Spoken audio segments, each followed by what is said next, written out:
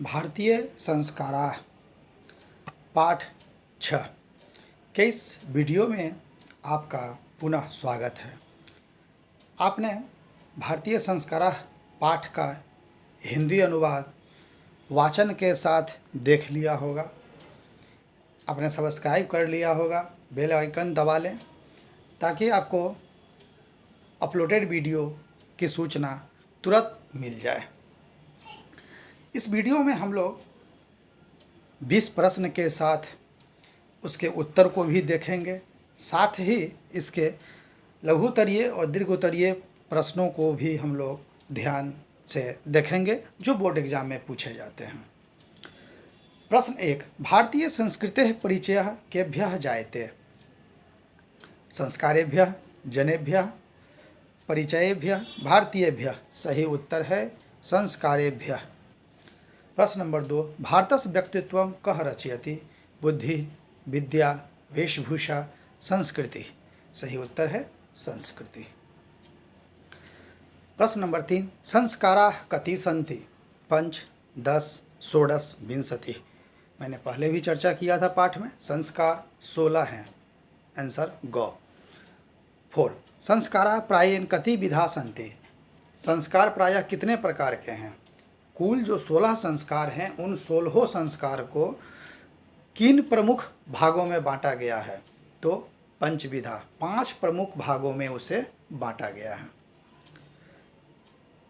5, जन्मतः पूर्व कति संस्कारा भवन्ति? जन्म से पहले कितने संस्कार होते हैं?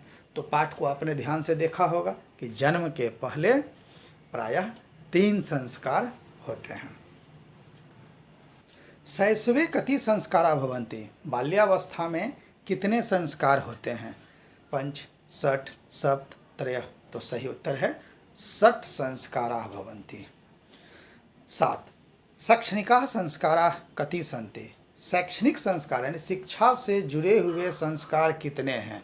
3, 7, 6, 5। सही उत्तर है 5। 8, अक्षर आरंभ कीदृशः संस्कार? अक्षर आरंभ कैसा संस्कार माना जाता है?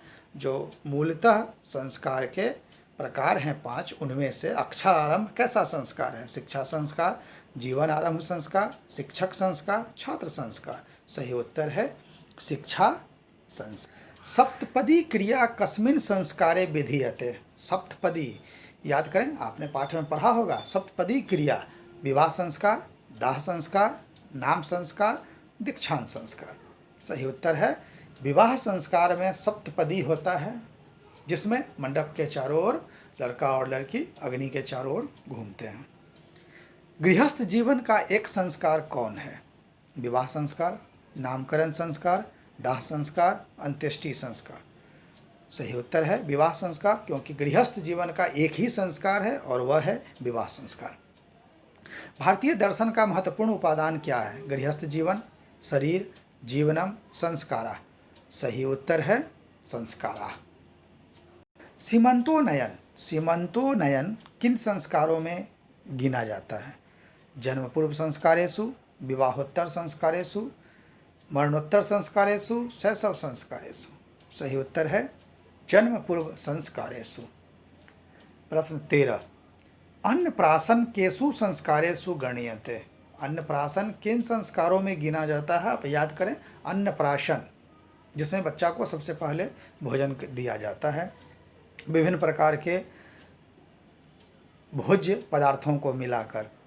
क, जन्म पूर्व संस्कार, गृहस्थ संस्कार, शैशव संस्कार, इनमें से कोई नहीं। सही उत्तर है शैशव संस्कार, जो जन्म के 6 महीने के बाद दिया जाता है। 14, गुरु गृहे शिष्यः कान् पालयत अध्ययनं करोति? गुरु के घर में शिष्य किनको पालन करते हुए अध्ययन करता है? क, अनुशासनम, ख, शिक्षा नियमान, ग, उत्सवान, घ, आश्रमान। सही उत्तर होगा शिक्षा नियमान। शिक्षा के नियमों का पालन करते हुए गुरु के घर में छात्र रहते थे। प्रश्न है अंत्येष्टि संस्काराः कदा संपाद्यते? अंत्येष्टि, क, जन्मतः पूर्वम, ख, शैशव काले, ग, युवावस्थायां, घ, मरणांतरम। सही उत्तर है मरणांतरम, क्योंकि अंत्येष्टि संस्कार पांचवा संस्कार है जो जीवन का अंतिम संस्कार है और मरने के बाद होता है। 16 पुंसवन संस्कार कदा क्रियते जन्मतः पूर्वम बाल्यावस्थायाम वृद्धावस्थायाम किशोरावस्थायाम। सही उत्तर है जन्मतः पूर्वम। 17 पुरा शिष्या वेदारंभम कुत्र करोति स्म। क मातुल गृहे विद्यालय गुरुगृहे मातृगृहे।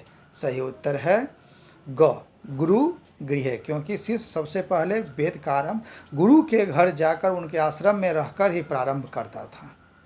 प्रश्न 16 पुंसवन संस्कार कदा क्रियते।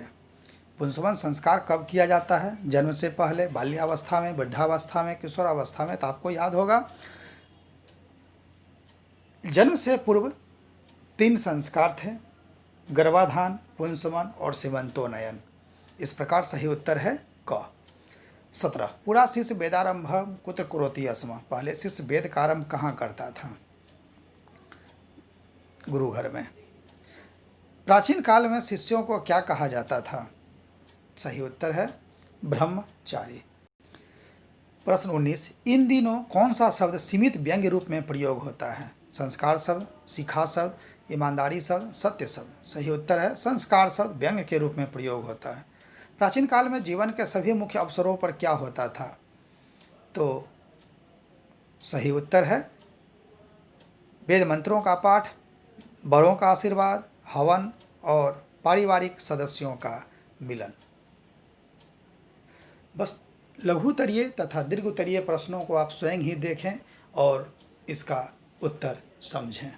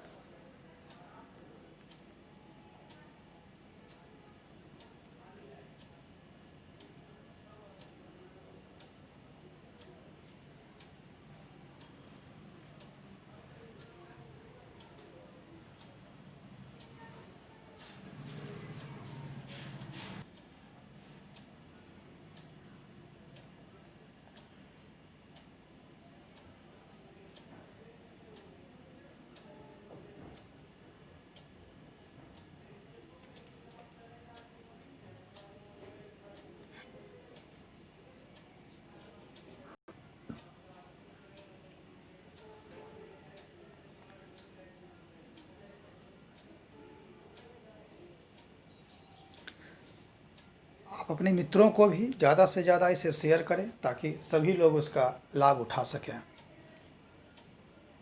तब तक के लिए धन्यवाद। आप सब्सक्राइब कर लें ताकि नया लेसन 7 आपको उपलब्ध हो सके।